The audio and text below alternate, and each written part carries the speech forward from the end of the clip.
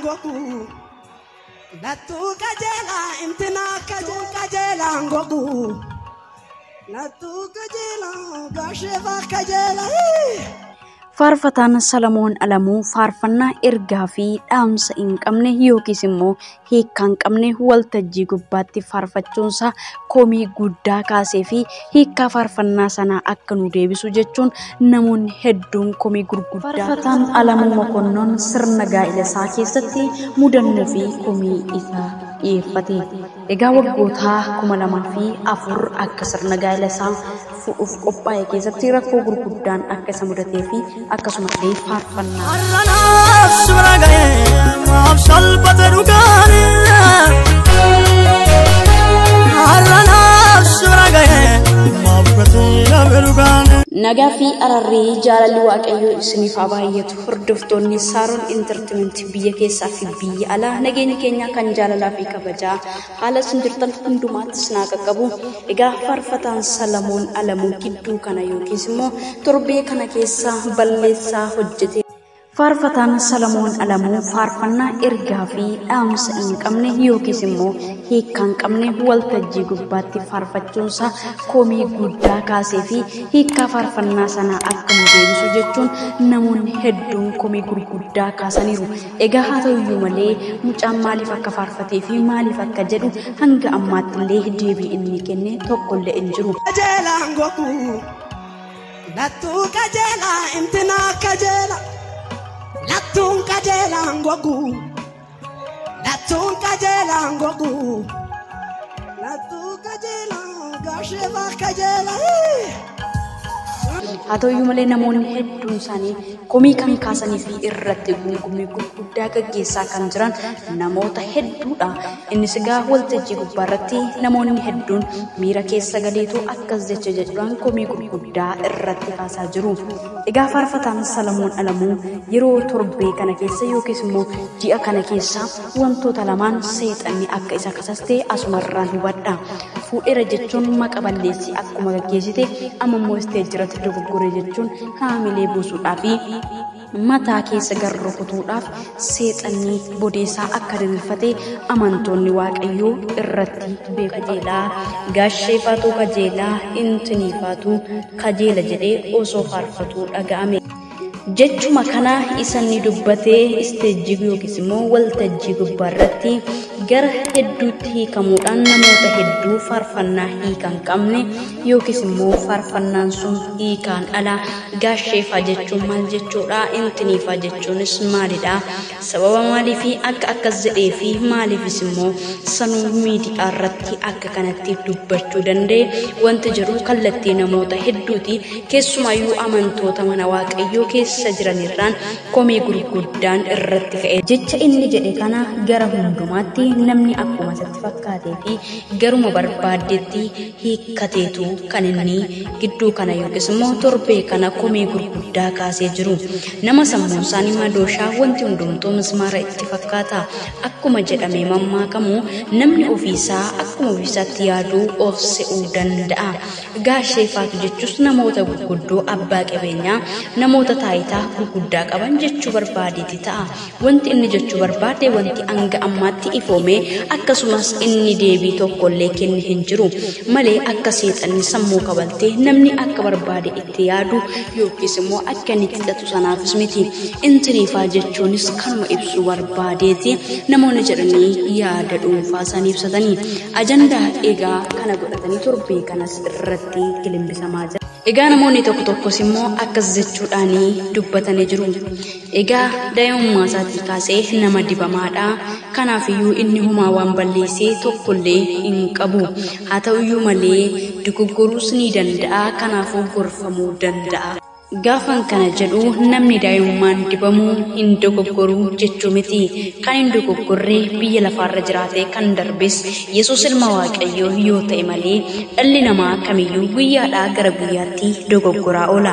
Kanaafiyyuu hin dogoggorre miti. Gaafan kana jedhu immoo hin dogoggoru jechuus miti. Namni ta'ee kan dhalate hundumtuu ni dogoggora. Mucaan waan ijoollummaa qabuuf jechoota miidiyaa irratti fayyadamuu yookiis dubbatamuu hin qabne dubbachuu ni danda'a. Gaafa inni gaarii hojjetus gaariidha jedhee jajjabeeffamuun, gaafa inni waan sirrii hin taane hojjetus immoo sirrii miti jedhamee itti himamuunis namoonni itti siqeenyaa fi namoonni akkasumas qaamaan beektanii akka itti siqeenyaallee akkuma kanallee gorsitan dhaamsaa fi ergaa keenyadha. Nama kana seexanni yeroo darbees cidha gaa'ilaa gaggeeffateera fuudheera faarfataan Salamoon Alamuu jechuudhaan karaa miidiyaa sagalee cheenjarii yookiis immoo voice cheenjariidhaan maqaa balleessan irratti banamee jira. Amma immoo faarfannaa hiika hin qabne, faarfannaa ergaa hin dabarsine faarfateera. Sababa kanaaf iyyuu maaliif akka keessa darbee akkasumallee firit jedhee keessa darbee miira keessa galee waan miirri isaa ajajee akkamitti faarfata jechuudhaan namoota hedduutu komii kaasee jira. Namoonni kaanis beekamtii itti fakkaatee namoonni keenya gaafa faarfannaan isaanii fudhatamaa adeemu keessa ba'anii waa'ee miira isaanii haasa'uu fi of to'achuu dadhabu. Kun immoo kufaatii hamaadhaaf waldaa kiristaanaa saaxilaa akka jiru namoonni hedduunis dubbataa jiru. Namoonni kaanis mataa keessa gadi rukutinaa gorsaa qimmiidaa deebi'uu nama danda'udha. Ijoollummaas nama qabudha. Akkuma kanammoo akkuma barbaadan gadi baatanii mataa keessa hin qossaminaa. Mucaan wallaalaadha, ola deemaadha jechuunis komii fi ergaa qabanii wajjin dhaamsatanii jiru. Egaa haa ta'u iyyuu malee ergaan keenya kan kana fakkaatu. Egaa namni guyyaa tokko Salamoon akka ittiin dogoggorre jedhee kadhatee fi yookiis immoo kadhannaa godhee fi beeku nama tokko lama, garuu kan irratti duulaa jiru dogoggorteetta sanuusa Waaqayyoo dura dhaabattee faarfannaa hiika hin qabne ergaa hin dabarsine akkamitti dubbatta kan jedhu garuu duula kumaatama hedduudha. Gaafati kuftuu namni ol si kaasu hin jiru, yookiis gaafati dogoggortu kan suuraa si kaasuu fi bukoodhaan wayyaa kee qabu malee kan si gorsu lafati kuftee immoo ol si kaasu hin jiru. Faarfataan Salamoon jabaa namaa fi nama ergaan Waaqayyoo daa'imummaatii qabee keessa buufatedha. Homtuu si qabu akka hin dandeenye atillee jabaattee akka ergaa si keessaa fi kennaa si keessaatti jabaattee adeemtu asumarraan dhaamsa keenyadha. Egaa ergaan keenya inni lammaffaa faarfataan Alamuu Mokonnoon akkuma isin beektanii abbaa daa'imman lamaati. Akkasumas immoo bara 2004 akka inni sirna gaa'ii keessan hin beektu. Guyyaa irraa immoo guyyaa yaadannoo waggaa 10ffaasaa kabajataa ooleera. Innis akkas jechuudhaan karaa tooraa peejii isaarratti dhaamsaa fi maxxanfate qaba. Wantichi akkas ture: Waaqayyo na gargaara. Faarfannaa mata dureen isaa nagaa nagaa koo jedhu ji'a 5ffaa keessa isin biraan ga'een ture. Baruma sana keessaa eebba lammaffaan Waaqayyo na eebbisee gaa'ilan dhaabbadhe. Mudannoo tasaa ta'ee guyyaa cidha koo sana muummichi ministeeraa duraanii Mallas Zeenaawiin addunyaa kanarraa boqochuu isaaniitiin guyyaa cidha koo sana faarfachuun konkolaataa kilaasikaalii gochuu fi gammaduun hin danda'amu ture. Sana malees bokkaa guddaan tokko ganamaa jalqabee hanga halkanitti roobaa ture.